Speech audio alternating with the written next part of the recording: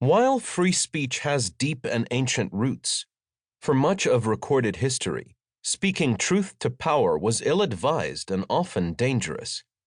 Judging from surviving law codes and writings, the great ancient civilizations protected the power and authority of their rulers from the speech of their subjects, not the other way around.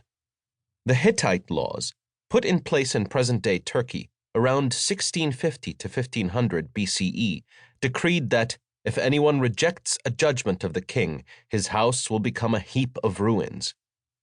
According to the Hebrew Bible, the punishment for cursing God and the king was stoning.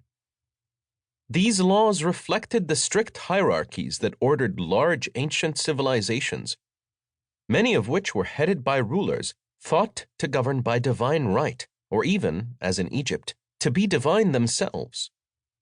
The instruction of Ptah-hotep, an Egyptian collection of maxims from around 2350 BCE, advised against speaking to a greater man than yourself.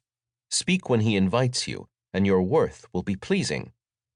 The ancient Chinese philosopher Confucius, 551 to 479 BCE, also stressed the importance of obedience toward superiors and rulers, asserting that it is unheard of for those who have no taste for defying authority to be keen on initiating rebellion.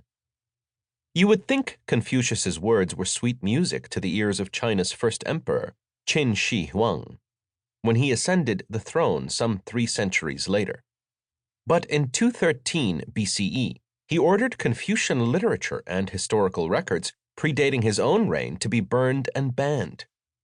In the emperor's own words, as quoted by the ancient historian Sima Qian, "I collected together the writings of all under heaven and got rid of all which were useless." His chief minister elaborated that studying the literature and records of the past threw people into confusion and led them to reject the laws and teachings. Disagreement they regard as noble, and they encourage all the lower orders to fabricate slander. According to Sima Qian, more than 460 scholars were buried for violating the prohibition. Whether they were buried dead or alive is a matter of debate. This may have been the first organized mass burning of books in recorded history. It would not be the last. For slaves and women, speech was especially restricted. The Sumerian code of Ur-Nammu from around 2050 BCE, the world's oldest surviving law code, decreed that if a slave woman curses someone acting with the authority of her mistress, they shall scour her mouth with 1 sila, 0.85 liter, of salt. The Babylonian Code of Hammurabi, from 1792 to 1750 BCE, allowed slave owners to cut off their slaves' ears if they uttered the words, "You are not my master." Freeborn women were also punished for overstepping their boundaries. The Middle Assyrian laws from around 1076 BCE denounced cheeky women who utter vulgarity or indulge in low talk. Other speech codes were meant to protect the honor of respectable women. According to Hammurabi's code, the penalty for slandering a married woman or a priestess was public flogging and head shaving. Still, among the harsh injunctions of the ancient world, we can detect nuggets of religious tolerance.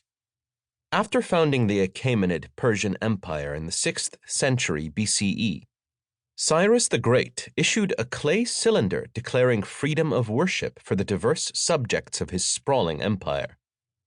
According to the Hebrew Bible, he also delivered the Jews from their exile in Babylon and ordered their desecrated temple in Jerusalem to be rebuilt. The United Nations have called the Cyrus Cylinder an ancient declaration of human rights. But even if Cyrus and his successors promoted religious tolerance, they also punished disobedience by burning down temples, cutting off noses and ears, and burying people neck-deep in the desert before leaving them to die in the blistering sun. So much for human rights.